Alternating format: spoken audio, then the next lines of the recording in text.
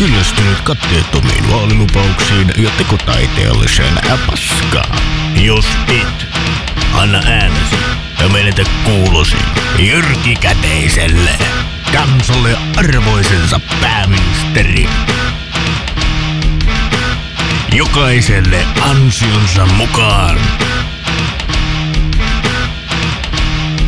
Äänestä siis nyt ja osta seuraavalla vaalikaudella julkaistava Jyrki Käteisen C-kasettijulkaisu.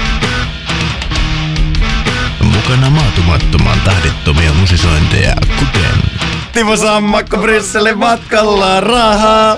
Musiikin lomassa myös tajunnan sulattavia aforismin parsia. Miten mun nenä ei totu tää paskahaju?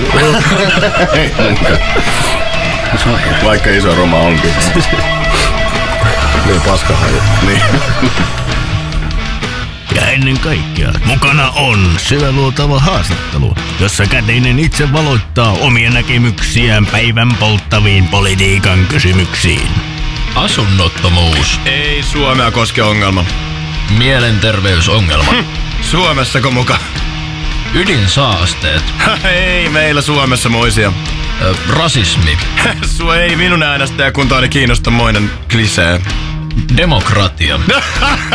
Mitä helvettiä? Kuka sut on tänne päästänyt esittämään noita kysymyksiä? Ootko sä edes oikea toimittaja ollenkaan?